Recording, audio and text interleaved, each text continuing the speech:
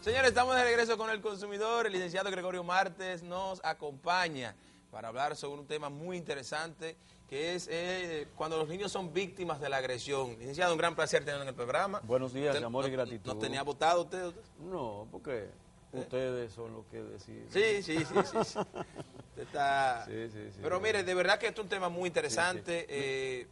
No sé si me escuchaba cuando le hablaba, me escuchaba el comentario que hablaba sobre esto de que hay muchos casos que se presentan que ni siquiera el niño entiende que es una agresión. No, por ejemplo, fíjate, en uno de los casos que nosotros hemos estado trabajando, el adolescente, ¿verdad?, llega hasta nosotros cuando ya tiene 13 años.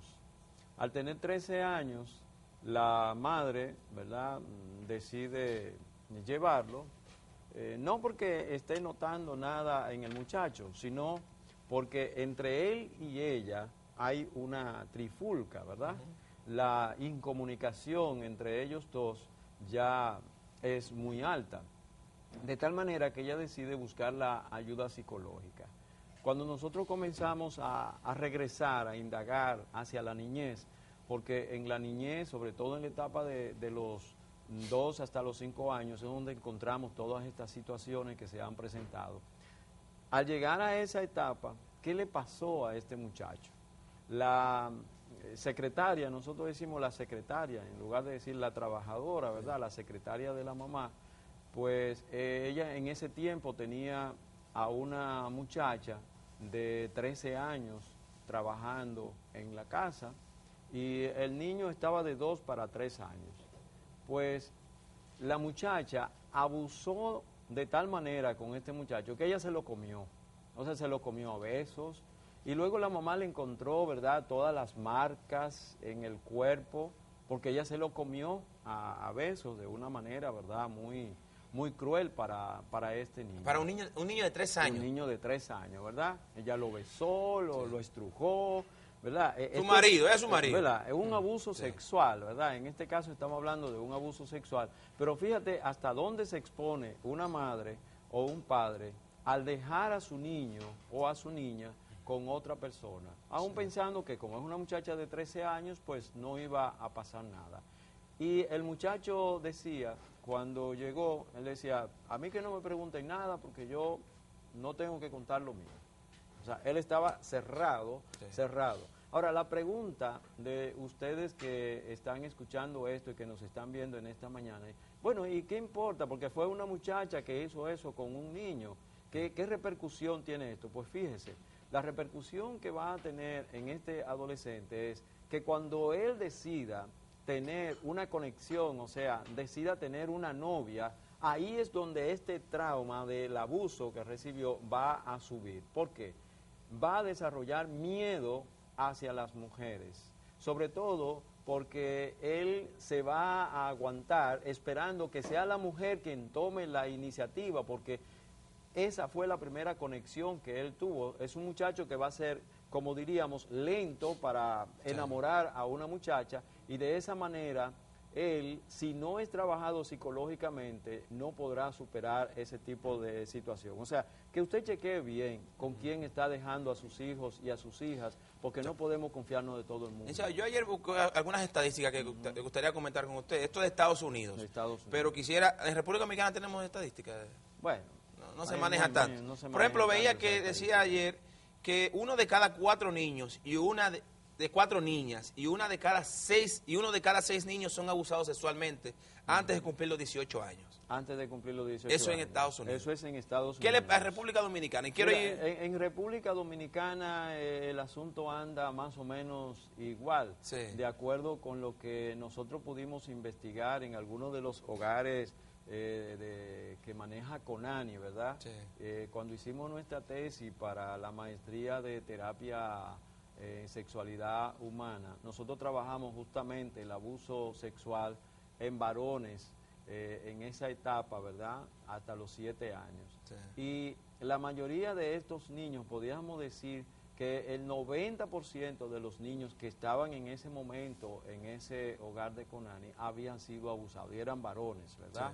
Y había que ver el comportamiento de estos muchachos en términos de su cuerpo, ¿verdad? El valor que le dan a su cuerpo, la poca atención de papá y mamá, porque justamente el descuido de papá y mamá es que puede conducir a que ellos sean abusados o abusadas. Y también otra cosa que nosotros podemos observar, no solamente en los muchachos que están en el CONANI, sino también con los que están viviendo con familia, o sea, llámense con familia de un solo pie, o sea, que están viviendo solo con la madre.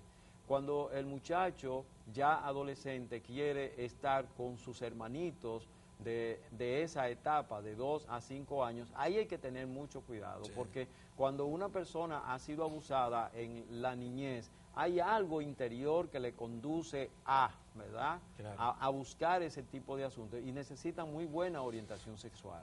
Tenemos que hacer una pausa, licenciado. Ya. Cuando regresemos, hablemos también de la agresión física per se, cuando los niños son golpeados.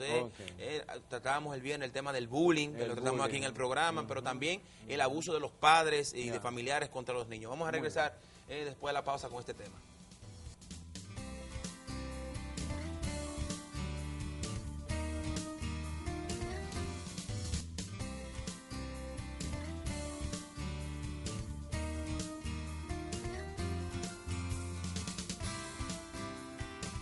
Y seguimos nuestra conversación con el licenciado Gregorio Marte sobre el tema de hoy, el abuso infantil. Le decía al licenciado, antes de irnos a la pausa, le hablaba también del tema de los golpes, del abuso ya físico per se, aunque el sexual es físico, pero me refiero al abuso de los golpes, de que se le puede dar a un niño. Fíjate, nosotros encontramos con que el abuso físico tiene un mayor índice en términos de porcentual en la familia dominicana, y sobre todo después que la mujer se incorpora a trabajar fuera de la casa, entonces la mujer está más estresada, ¿verdad? El papá está bien estresado también, y cuando decimos estrés es cuando la persona pues ya ha pasado el límite, ya no es estrés, sino es 4, es 5, es 6, es 10. La persona que llega enojada del tránsito de la calle, que llega enojada del trabajo por una situación que no pudo resolver, cuando viene a trabajar con estos muchachitos y que no han hecho la tarea todavía, no le han puesto la mano a los cuadernos y están entretenidos con la internet, en la computadora o en la televisión, la manera en que mamá le habla se descarga. Es un abuso, porque ella se está descargando. Sí. La forma en que le dicen palabras tan feas que después ellas mismas dicen, ¿dónde tú aprendiste a oír eso? Si es la misma madre o el padre que lo están diciendo. Pero peor todavía cuando se recurre a usar un zapato, una chancleta, una correa, inclusive alambres llegan a utilizar, sobre todo con los varones. Y esto es terrible. Pero hay personas... Disculpe que le interrumpa. ¿Cuáles son los efectos entonces de esto? O sea, fíjate, ¿cómo se cría este niño? Mira cuáles son los efectos. Nosotros que trabajamos con hombres que agreden a sus parejas, nos encontramos con que la mayoría de estos hombres que le dan golpe a su compañera, a la novia o a la esposa, han sido abusados cuando eran niños. O sea, el maltrato infantil al que fueron sometidos, la forma en que mamá le corregía, la forma en que papá le corregía, y esto se va a manifestar a nivel psicológico, ¿verdad? Hay odio, rencor,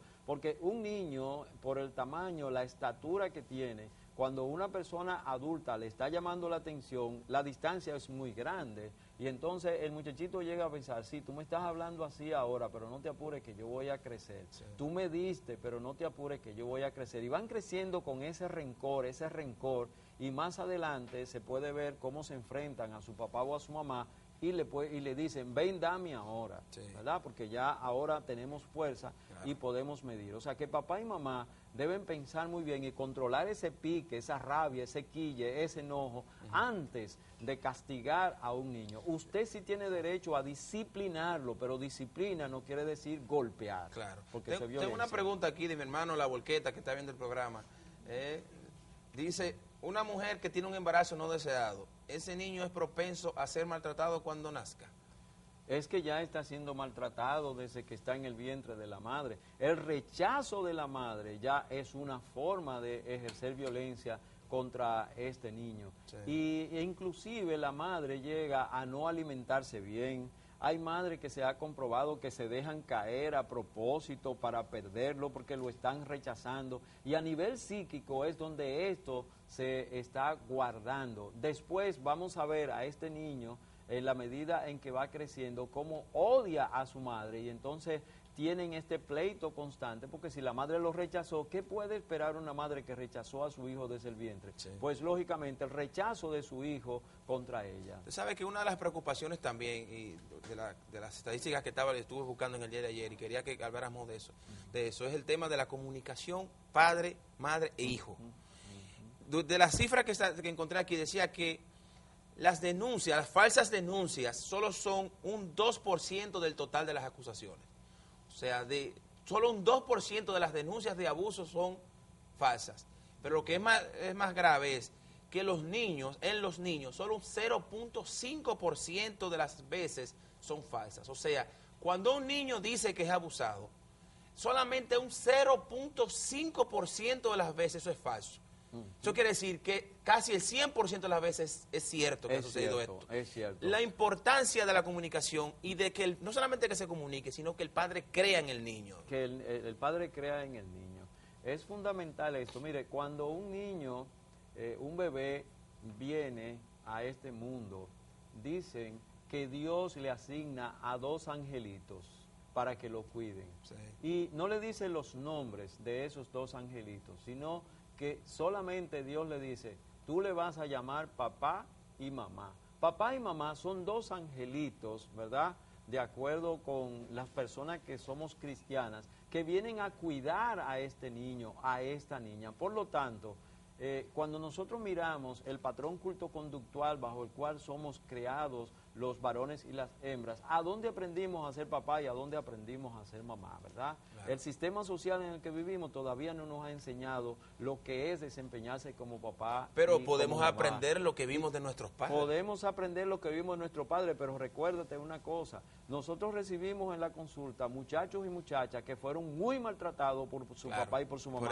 que fueron abandonados por su papá y también por su mamá. Entonces, imagínate lo que va a suceder más adelante. El miedo que tiene una muchacha porque fue abandonada por su papá se va a manifestar con el esposo que elija. ¿Y de qué manera se va a manifestar? Bueno, pues con miedo a que él la abandone también, como la abandonó el papá. Y ella va a hacer su rabieta para que el marido no se le vaya y regrese a tiempo. Y ella siempre va a manifestarse con mucha inseguridad. Y por eso es tan importante que hoy día la familia dominicana visite al terapeuta, vaya donde un buen psicólogo, donde una buena psicóloga, para que le puedan ayudar, porque esto está influenciando demasiado en el comportamiento de los niños y niñas, y luego como adolescentes y como personas adultas. Así es. Licenciado, antes de irnos, quisiera leer esta última. Dice que la evidencia de un abuso sexual no es siempre obvia. Muchos niños prefieren no contarlo, y en otros casos ni siquiera reconocen el abuso. Por eso la importancia de la comunicación, por eso la importancia de lo que le preguntaba al licenciado, y él muy bien explicaba, de que es necesario que usted hable con sus hijos, hable de todos los temas, y que tenga la libertad, la posibilidad de hablar con usted. O sea, porque muchas veces los niños tienen miedo de hablar con mi papá, porque mi papá se va a molestar si yo hablo. No. Pero el miedo no está en el niño, el miedo es el papá o la mamá que lo infunde, porque no hay confianza para la comunicación. Por eso nosotros recomendamos el que se haga una reunión familiar una vez a la semana, sacar el día de la familia, donde está bien, usted no se puede pasar el día entero con la familia, pero por lo menos dedique 2 horas, 3 horas para conversar con su hijo, con su hija, con la mamá, el papá, la mamá y los hijos y las hijas reunidos, y conversen sobre lo que ha sucedido en la semana. Eso va a ir estableciendo un clima de confianza entre papá y mamá, y que mi mejor amigo, mi mejor amiga debe ser papá y mamá, pero eso hay que crearlo desde que están, digo yo, en el vientre. Licenciado, yo quiero brindarle un poco de salud, que es agua Planeta Azul, llega a todas las partes necesarias del cuerpo, porque combina diferentes procesos de purificación para obtener un producto natural e ideal para su salud. Así que por favor, comparta con nosotros. Mucha salud. También, señores, recordar que Arroz Campos es el elegido por los dominicanos por su garantía, por su calidad y por su gran sabor. Arroz Campos. Licenciado, muchísimas gracias, de verdad que un gran placer tenerlo en el programa, no nos vote. Siempre estamos en la mejor disposición. Háblese con su amiga Jenny, para eso está caliente con ella. Ya lo saben, nos vemos entonces, señores, nos vamos a la pausa. Cuando regresemos, tenemos nuestra cocina diferente con la doctora Marisela de Mañón. ¿Qué tenemos para hoy, Marisela? Vamos a hablar sobre alimentos para el cerebro y el examen. Óigame eso, qué bueno está eso.